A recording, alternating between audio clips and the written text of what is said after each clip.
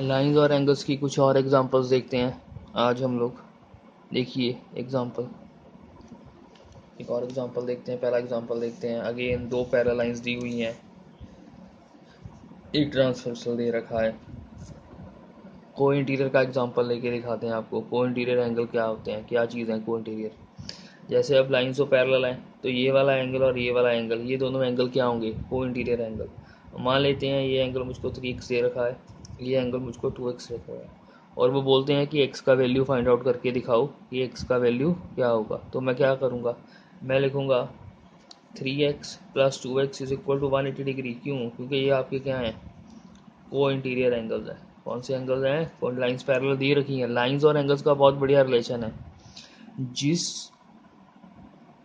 Question में lines parallel होंगी वहीं से कॉन्सेप्ट स्टार्ट होगा वर्टिकल एंगल्स का, कॉरस्पॉन्डिंग एंगल्स का, को इंटीरियर एंगल्स का, ऑल्टरनेट एंगल्स का। या मैं उल्टा भी कह लूँ कि जहाँ पे मुझे वर्टिकल एंगल्स इक्वल दे रखे हैं, ऑल्टरनेट एंगल्स इक्वल दे रखे हैं, कॉरस्पॉन्डिंग एंगल्स इक्वल देख रखे हैं, को इंटीरियर एंगल का कॉन्सेप्ट आ जाता था। इसका मतलब मेरा लाइंस क्या है, मेरे लाइंस क्या हैं, पैरेलल हैं।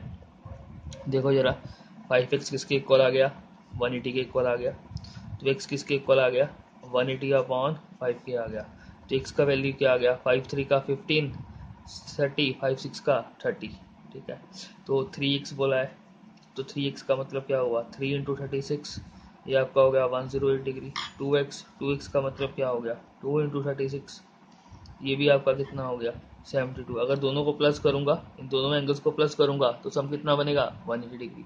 इसका मतलब क्या हुआ, ऊपरली डायग्राम को अगर मैं दोबारा से यहाँ पे बनाना चाहूँ तो मैं क्या लिखूंगा, ये एंगल मेरा कितना आ गया 108 डिग्री का आ गया, और ये एंगल मेरा कितना आ गया 72 डिग्री, और सम कितना आ गया 180 डिग्री आ गया, क्योंकि को इंटीरियर एंगल्स है। को इंटीरियर एंगल प्लस करके देखो इन दोनों को, सम कितना आएगा तुम लोगों का 180 डिग्री आएगा।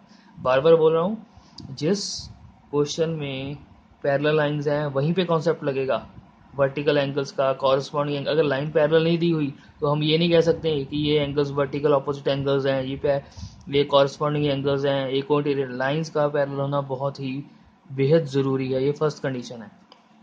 और इसका उल्टा भी सच है कि अगर वर्टिकल एंगल्स इक्वल हैं, कॉरस्पॉन्डिंग एंगल्स इक्वल हैं, कोइंटीरियर एंगल्स इक्वल हैं, तो इसका मतलब क्या होगा कि आपकी लाइंस क्या हैं, पैरेलल हैं। ठीक है, जरा अगला क्वेश्चन देखो आप लोग। मैं एक डायग्राम बनाता हूँ। जैसे अगेन मान लेते हैं ये दो ट्रांसवर्सल दे रखे हैं, फिर एक लाइन आया कट कर गया उसको।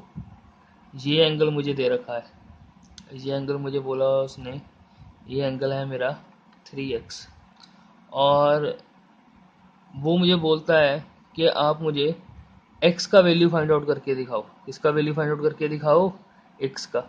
और ये वैल्यू मुझे दिया हुआ है यहाँ पे 60 डिग्री। एक एंगल दे रखा है, कितना दे रखा है 60 डिग्री। अब इस क्वेश्चन में लाइंस पैरेलल हैं। अगेन दोबारा से ये m ले लेते हैं, ये l ले लेते हैं, ये t। मुझे क्या करना है, इस x का वैल्यू फाइंड आउट करना है। जो 3x के साथ x लगा हुआ है ना, उसका वैल्यू क्या करना है, मुझे फाइंड आउट करना है। क्या करूंगा मैं, जरा देखो। अपनी तरफ से मैं मान लेता हूँ कि यहाँ पे मेरा एक एंगल एग्जिस्ट करता है, और उस एंगल का नाम क्या है, एंगल 1 है। क्या नाम है उस एंगल का, एंगल 1 है। ठीक है, अगर इसका नाम एंगल 1 है तो इसका मतलब कि लाइन तो पैरेलल है। तो इसका मतलब क्या हुआ कि 3x है, यानी कि जो ये वाला एंगल है वो किसके इक्वल हो गया, इसके इक्वल हो गया। मैं इस एंगल को नाम दे लेता हूँ, लेट्स से इस एंगल का नाम क्या है, मैं यहाँ पे लिखता हूँ angle A is equal to angle 1। क्यों? क्योंकि ये तुम्हारे क्या है, ऑल्टरनेट एंगल्स है, ऑल्टरनेट इंटीरियर एंगल्स है। लाइंस पैरेलल मुझे दी रखी है, तो इसका मतलब 3x किसके इक्वल हो गया, एंगल 1 के इक्वल हो गया। यानी कि यहाँ पे भी मेरा एंगल क्या आ गया, 3x आ गया। अगर ये 3x है तो ये भी क्या हो गया, 3x हो गया। अब मुझे मालूम है ये एक स्ट्रेट लाइन जा रहा है, ये क्या लाइन जा रहा है, एक स्ट्रेट लाइन। और ये दोनों एंगल किस पे लाई कर रहे हैं, स्ट्रेट लाइन पे लाई कर रहे हैं ये एंगल। तो इसका मतलब मैं लिख सकता हूँ ये 3x प्लस 60 डिग्री, ये किसके इक्वल है, 180 डिग्री। क्यों? क्योंकि ये क्या बना रहा है, स्ट्रेट लाइन है, और स्ट्रेट लाइन पे ये क्या बन रहा है, लीनियर पेयर बन रहा है। अगर ये लीनियर बन रहा है तो 3x किसके इक्वल हो गया, 180 माइनस 60 के इक्वल हो गया। 3x किसके इक्वल आ गया, 120 के इक्वल आ गया। तो x किसके इक्वल आ गया, 120 डिवाइडेड बाई 3, तो किसका आ गया, 40 डिग्री आ गया। x कितना आ गया मेरा, 40 डिग्री। अगर x मेरा 40 डिग्री है तो एंगल वन या एंगल ए की बात है, क्योंकि दोनों बराबर हैं। एंगल 1 के एंगल ए किसके इक्वल है, 3x के इक्वल है। तो 3 इंटू एक्स का वैल्यू आ गया, कितना आ गया, 40 आ गया। तो ये कितना हो गया 120 हो गया। अब ये देखो ये वाला एंगल मेरा कितना बन गया 120, ये 120 है, ये 60 है, कितना बन गया सम 180 डिग्री बन गया। 180 डिग्री बन गया तो ये क्या हो गया लीनियर पेयर का कंडीशन ट्रू कर गया जी। यानी कि अगर डायग्राम को मैं दोबारा से बनाऊं यहाँ पे छोटा सा आपको बताऊं बता के, ये आपका कितना आ गया 120 डिग्री आ गया, ये भी कितना आ गया 120 डिग्री, और ये कितना आ गया आपका 60, 120 और 60 180 डिग्री, यानी कि आपका सम कितना हो गया 180 डिग्री हो गया। क्लियर हो गया ये दोनों एग्जांपल, कोई प्रॉब्लम नहीं दोनों एग्जांपल में आया तो बोलो, ठीक है।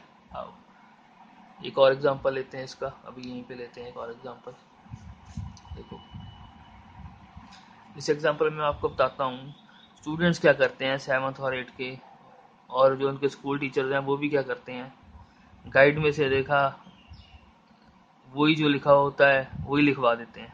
देखो जरा एग्जांपल देके बताता हूँ कैसे गाइड से नकल मारते हैं। देखो जरा, जैसे मान लो ये क्वेश्चन है, एक एंगल मुझे दे रखा है, जैसे मुझे ये एंगल दे दिया, कितना दे दिया लेट्स से 40 डिग्री दे दिया, ठीक है। अब मुझे ये सारे के सारे एंगल फाइंड आउट करने हैं। एंगल 1 ले लेते हैं इसका नाम एंगल 2 ले लेते हैं, इसका नाम एंगल 3 ले लेते हैं। ये सारे के सारे मुझे एंगल क्या करने हैं फाइंड आउट करने हैं।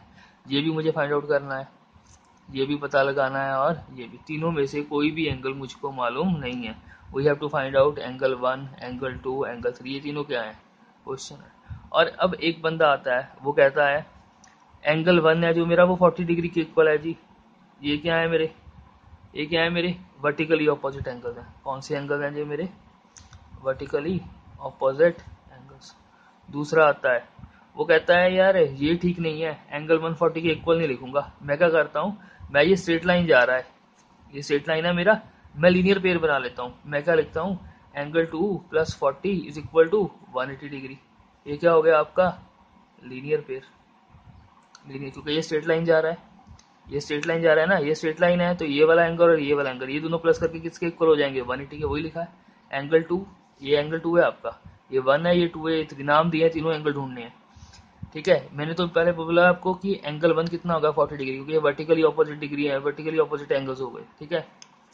उसके बाद मैं बोल रहा हूँ एंगल 2 किसके इक्वल हो गया, एंगल 2 + 40, ये स्ट्रेट लाइन है तो 180 के इक्वल होगा, लीनियर पेयर बन रहा है। तो एंगल 2 कितना आ गया 180 - 40, तो एंगल 2 कितना आ गया 140 डिग्री। चाहे आप ये वाला स्टेप लिखो पहले, चाहे आप ये वाला स्टेप लिखो पहले, दोनों स्टेप ही ठीक है।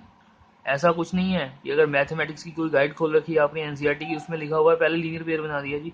आप तो जो वर्टिकली तो पहले नहीं आ सकता, पहले तो लीनियर आएगा, ऐसा वैसा कुछ नहीं है, दोनों ठीक है। ये भी ठीक है, ये भी ठीक है। एंगल 1 किसके इक्वल आ गया 40 डिग्री का, वर्टिकली ऑपोजिट एंगल हो गया। एंगल 2 किसके इक्वल आ गया 140 डिग्री, एक लीनियर पेयर बन गया। अगर एंगल 2 140 है तो एंगल 3 भी किसके इक्वल आ गया, ये भी 140 डिग्री के इक्वल आ गया। क्यों, क्योंकि ये क्या बने आपके वर्टिकली ऑपोजिट एंगल बन गए। तो इस तरह एंगल 1 पता लग गया, एंगल 1 कितना आ गया 40 डिग्री, एंगल 2 कितना आ गया, एंगल 2 और एंगल 3 ये कितने आ गए 140 डिग्री आ गए। अब देखो लीनियर पेयर इधर भी बन रहा है, ये 40 है 140 है 180 हो गया। ये कितना आया 140 40 180 बन गया। इधर कितना आया 40, किसी भी तरह देख लो बना के, आपका क्या बनेगा 180 ही बनेगा। क्लियर हुआ ये लेक्चर। अगर कोई प्रॉब्लम है, किसी भी क्वेश्चन में कोई क्यूरी है, you can ask any question, ठीक है। समझ के करने हैं सारे के सारे क्वेश्चंस। अगले लेक्चर में बताएंगे लाइंस एंड एंगल्स के और आपको।